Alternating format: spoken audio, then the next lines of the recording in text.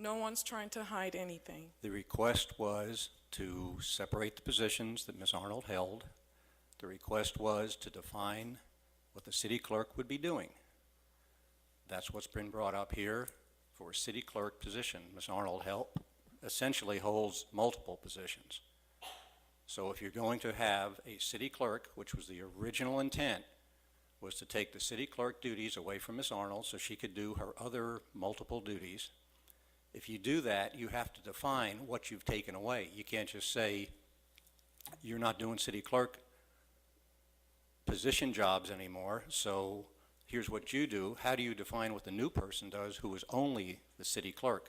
We have to have a definition of what those duties are. That's what we're trying to establish.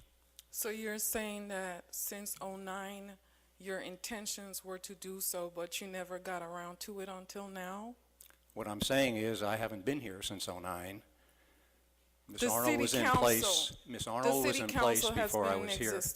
Okay, as the city council body, as city manager position, you were intending to do it but never got around to it until this very pivotal and historical moment of the first African American city clerk occupying the position in 2014 in a city that's purported to be a very progressive city? Ma'am, if I may respond, I was here in 2009 when the city clerk changed. We had a city clerk, Sharon Lowry, who had been here and had been city clerk for quite a few years before.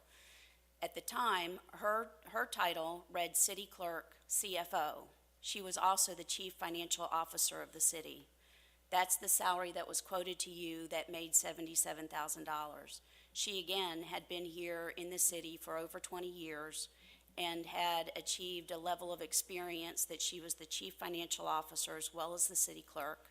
She was also the elections clerk as well and the clerk of the courts. So she had achieved quite a bit of responsibility in her tenure here as city clerk. She resigned to go to the city of Dunwoody. At that time, we knew, the city figured out that they probably were not going to find someone with Ms. Lowry's skills that could combine a city clerk with a chief financial officer. At that time, the job duties that she held were changed, and the chief financial officer responsibilities were moved to another position on the staff. So it's not unheard of that these things change according to the person coming into the position, and those job descriptions are tailored to their skills and their talents. And their weaknesses or things that are unknown, whether they can handle or not, are moved to other people on the staff. It's not that unusual for job descriptions to change over time. As someone's there and they prove themselves in a certain area or their talents emerge, then they may be awarded or they may be given more job responsibilities. So those kinds of things do evolve within any kind of business, and as the evidence proves that it's done that here in the city. The situation that has come up this year, it's not that no one's looked at this. Miss Arnold has taken on a considerable amount of responsibility in her 24 years here. She started as a receptionist at the police department, and she's now moved up to city clerk. So it wasn't anticipated when she started 24 years ago that she was going to be the city clerk, and her job description did not fit that. It fit that of a receptionist at the police department. And as she grew and as she became more experienced, she moved into other positions. As she sits now, she is the city clerk, the purchasing agent. She has other financial responsibilities. She's the clerk of the courts, and she's also the election supervisor. So that, all of those job responsibilities and her salary is reflective of 24 years of service and those multiple duties. So yes, the job description has changed over the years, and it's not that anyone has blindly gone through and not touched her job description in 5 years. It's just that she's been doing what she's been doing and no one's needed to change anything. At this point in time, we are about to have a new city clerk come on board, and we're all we're all very excited about that. We're very sorry that it had to come at the expense of Ms. Arnold's position. Now, while the previous speaker spoke that Ms. Arnold was just, a portion of her duties was being removed and given to someone else. And as Councilmember Emanuel stated, if we're removing those duties, it's not just a job title. The job titles really don't mean a lot. It's what you have to do. It's what those descriptions are. In my business, I can be vice president, I can be the director of business services, and I can be a senior accountant. I could be doing all of the same things. And my title, I could be vice president one day. But what does it matter if my job description, if the actual duties that I perform on a day-to-day, week-to-week, month-to-month, year-to-year position don't change? It's just a title change. So what's important is what the functions are and what the practical application and the duties that that person is performing. And that's really where we get into this. When we came up in January and we were told Ms. Arnold was no longer going to be the city clerk, but she was going to maintain her other duties, as Councilmember Emanuel just described to you, then we had to come up and figure out, okay, what duties was Ms. Arnold doing that was the city clerk duties? And then what do those duties then need to be listed and described and put under a job description as the city clerk. And that is what we're looking at right here. Again, if Ms. Richardson comes on and she's able to take on purchasing agent and she's able to take on those other roles, then those roles would come under the city manager, and he is free to do that should he choose. Ms. Hall, Ms. Bender's response was a little misleading, because the action that's being taken today is not to remove the purchasing agent duties from the job description. It's not to remove the supervisor of court clerk from the job description. It's to remove the duties as city treasurer from the job description. And the duties of city treasurer in the Snellville Code of Ordinances belong to the city clerk. It is not disputed that Ms. Arnold took on other duties aside from city clerk, but part of her duties as city clerk was to be city treasurer. In government, we don't have job descriptions like in corporate worlds. We have very specific job descriptions, not for the individual, but for the position. The Georgia Municipal Association provides model job descriptions for city clerk and city treasurer, and our code section provides those job descriptions. So what this resolution today is doing is removing the city treasurer duties. It doesn't talk about the IT administrator duties. It doesn't talk about the municipal court clerk duties. It doesn't talk about the purchasing agent duties. It's specifically removing the city treasurer duties that are set as a matter of law under the City of Snellville Code of Ordinances. Do you have other questions for the council? Yes, Mayor. Thank you so much for that clarification. In the essence of time, let me just ask one more or a couple more pertinent questions. Why have you not terminated? Why have you not been terminated now that it was revealed in court last week? This question goes to the city manager and to city council. Why have you all not terminated the city manager after it was revealed in court hearings last week that he lied about having master's degrees? Why have you not in any other work environment, when someone lies about their degrees, they're immediately terminated? I think there's a blatant double standard going on here. Also, I recall earlier this year, the city manager was given a huge raise without a performance evaluation. I think it was like $50,000 or something like that. And now you all are trying to change the salary of the new city clerk. You're most likely planning to reduce that salary, correct? We haven't gotten to that agenda item yet, but just so there's clarification, I believe the raise was about $20,000 in salary and benefits. The raise for the city manager? Okay, so he received a raise earlier this year. Let me make that clear. He received a raise earlier this year without a performance evaluation. And just last week in court, it was revealed that he lied about his having a master's degree, but he is going to remain in his position until the end of next year. What is the travesty there? Ms. Hall, I'd like to respond to that. I believe absolutely that I earned a master's degree from the University of Georgia. I am working with the university to go back through my files and my transcripts. I was surprised as anybody when my transcript revealed that that degree had not been awarded. I'm working with the University of Georgia to hopefully correct that situation, and I will let you know absolutely the result of that investigation. Thanks. Now, if I had came in to the city government of Snellville with a questionable employment and education background, I would have been ostracized. I would have been ran out of town. Really. And you are going to be the boss, the supervisor for the new city clerk, who's coming in with an impeccable background and qualifications. The city clerk is responsible to the mayor and council. And I appreciate the time that I've been given to clear that record up.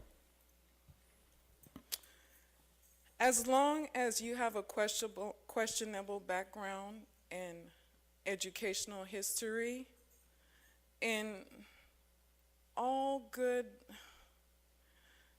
respect for yourself, I believe you should step down from your position, really. Thank As I you. said, I appreciate the time to correct that record, and I'll just let my 31 years of local government service stand for itself. Thanks. Thank you. Thank you. Additional public comment. Kurt Schultz, 2027 Tanglewood Drive. Just to clarify one thing the first speaker said, when we went to a city manager type of government, it changed from a strong mayor type of city government to a weak mayor type of city government. That's what we have now. The mayor's position does not have the power it had back when, in the days of Emmett Clower, which seems like a lot of people want to go back to, or several people want to go back to. Number two, back 6 months ago, Ms. Couts, when you attempted to hire the new city clerk, or supposedly who will be the new city clerk, you yourself said you wanted to keep Melissa and move her into another position because it was too much work, and that Melissa would be doing the duty she had been doing before in addition to the city clerk. So in your own words, I find this rather strange that at other meetings, you and the other council members are normally not allowed to respond. And here, Mr. Schultz, I am the chair. I'll decide who gets to speak when they get to speak, and I am allowing public comment and response to this because I believe it's important issues to the public. I've never denied that I did want to bifurcate it. I believe what I've said today and what I've said for the past 6 months is that I wanted to bifurcate the duties as city clerk, which included city treasurer and election superintendent, with those duties as purchasing agent, municipal court clerk, that Ms. Arnold had assumed. So I wanted to bifurcate the responsibilities that reported to the city manager and those that reported to the mayor and council. City treasurer is one of the responsibilities as city clerk that reports to the mayor and council. and I believe that's what's going to be decided today at this meeting, that what the duties are. So No, sir. Today, the bifurcation is city clerk and city treasurer. It has nothing to do with purchasing agent and municipal court clerk. the duties of the city clerk are to be decided today. That's what this job description is about. Also, I find it very offensive that this has turned into another race baiting issue in here. This has nothing to do with race. You say that, you know, Ms. Richardson has all the qualifications for city clerk. I looked over what I believe to be her resume. She has never once been city clerk, been an assistant to several things, but I don't believe she's ever been a city clerk like Melissa has. Mr. Schultz, she has been a deputy clerk in the city of Miami, which you understand is much larger than the city of Snellville. And as deputy clerk in Miami, had the same responsibilities that Ms. Arnold has as city clerk in a city the size of Snellville. And she has done all this treasury stuff also. Mr. Schultz, you'll have to speak to Ms. Moreland Richardson, but besides being city clerk, she's worked several different jobs, and she's operated her own business where she's done payroll, where she's done budgeting, where she's issued checks on a monthly basis. But if anyone on this council or the city manager spoke to Ms. Moreland Richardson before taking these actions today, they would be aware of those things. So in other words, you're saying she has never done treasury with the other municipalities. Thank you so much. Thank you, Mr. Schultz. Additional public comment. Sharon Hetherington, 1953 Colony Oaks Drive. I just want to understand how this meeting is going, because normally at city council meetings, if public comments are allowed, they're allowed at the end of the meeting. Ms. Harrington, this is not public comment. This is debate on the resolution that's before the mayor and council before we vote on it. There is no public comment on this meeting because it is a special called meeting, so there'll be no public comment at the end, but we are taking debate and public comment on each agenda item. Okay, so in between each agenda item, the public will be invited to come and speak, is that correct? Yes.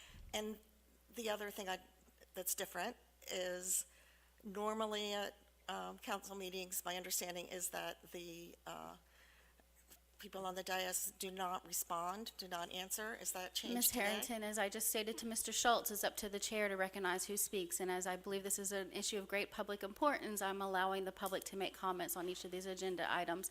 Since there's several questions posed to council, and I believe council wanted an opportunity to address some of them, I'm recognizing council as there is public comment and questions. Thank you, I just needed to understand how this is working, thanks.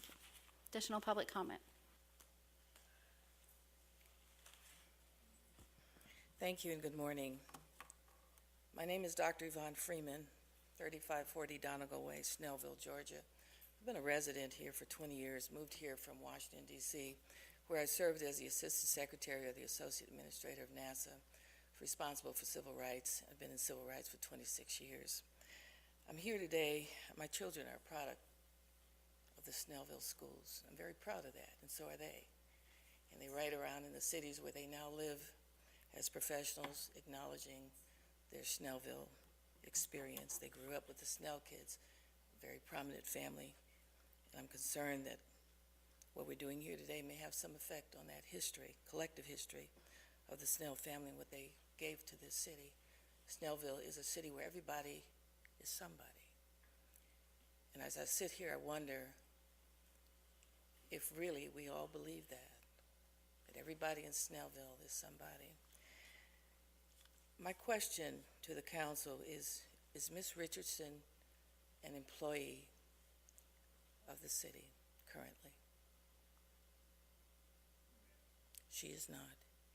Has she been terminated? Was she ever hired? I believe that's an issue of debate, Ms. Freeman. Which part? Was she an employee? Is she an employee? She's never been an employee? Does she come here? Does she come to work? Ms. Moreland Richardson has shown up each morning to work since January 14th, or roughly each morning, and has been turned away. Is she compensated financially for coming to work? She's not compensated. It's not been, no, ma'am. So she's not an employee. I just need someone to tell me, does she come why does she come?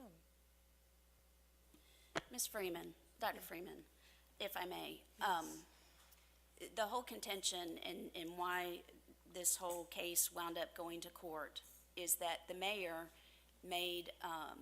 removed the city clerk position from Melissa Arnold, the city clerk for the past 5 years. She came in and she swore Ms. Richardson in as city clerk, and then she advised Melissa that she was no longer the city clerk that Ms. Richardson was.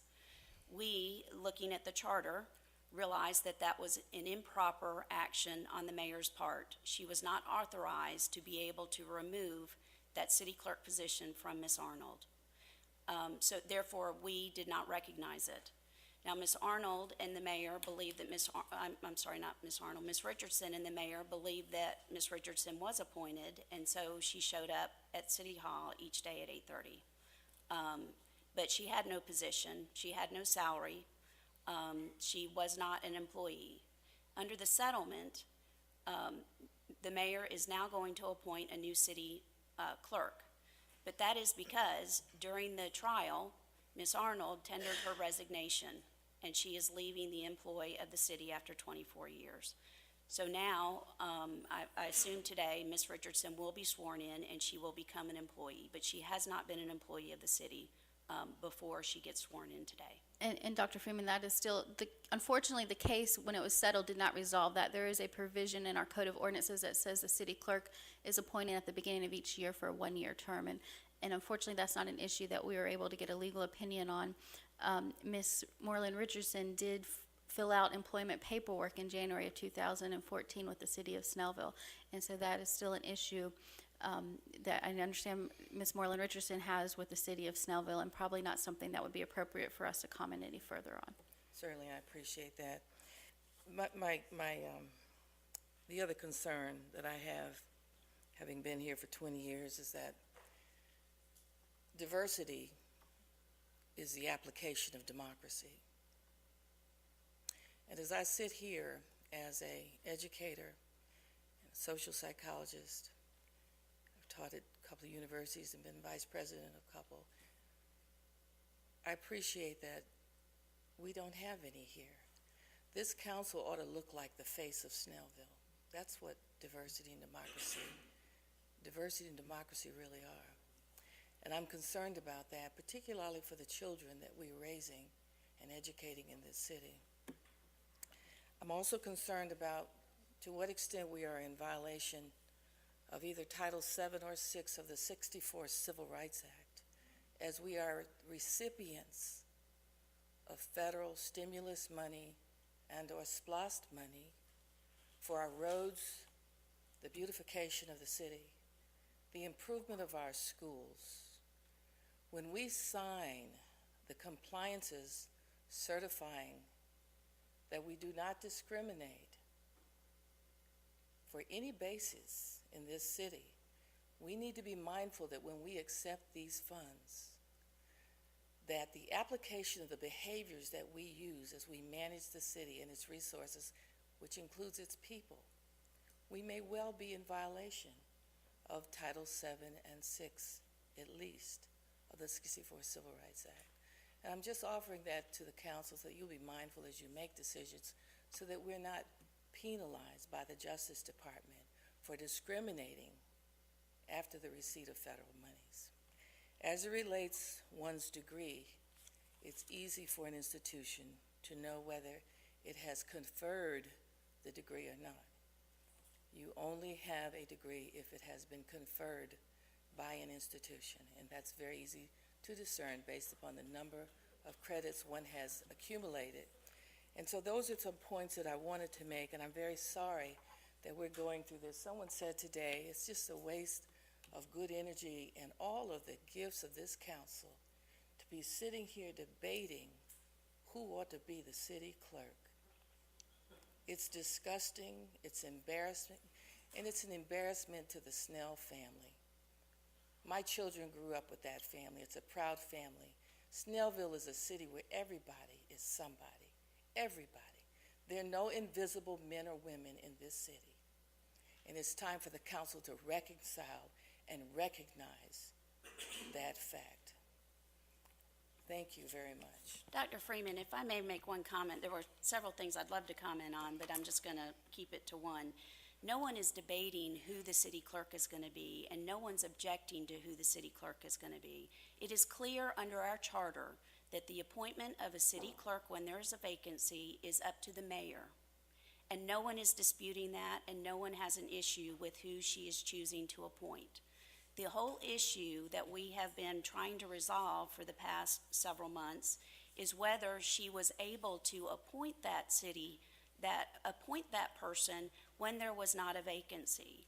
And under our charter, she was not.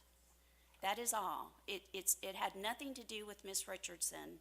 It only had to do with whether it was an improper removal of someone's duties, an existing employee, had no bearing whatsoever on who she was trying to appoint. Now that there's a vacancy through Ms. Arnold's resignation, no one has made an objection at all that the mayor is going to make an appointment. And no one has an objection at all to who the mayor is about to appoint. There's no issue there. All we're trying to decide in this agenda item, and I believe a lot of the conversation has gone way off point, the only thing we're trying to decide in this agenda item and in this vote is what the duties of that job description for the city clerk will be. Dr. Freeman, I believe that the objection is clear in the agenda items today. There may not be an actual objection to the appointment, but the change in the job description, the change in the office location, and the change of the salary makes the objection clear. But as Ms. Bender said, we are getting very off point, and so if you don't have any other comments, if there's no other public comment, I'll call the question. Thank you. That's the end of my comment. Thank you. Additional public comment? Seeing none, I'll call the question. All those in favor of the resolution as previously stated signify by raising your right hand. That's 5 in favor. All those opposed, 1 opposed. The resolution stands approved. That brings us to item number 3.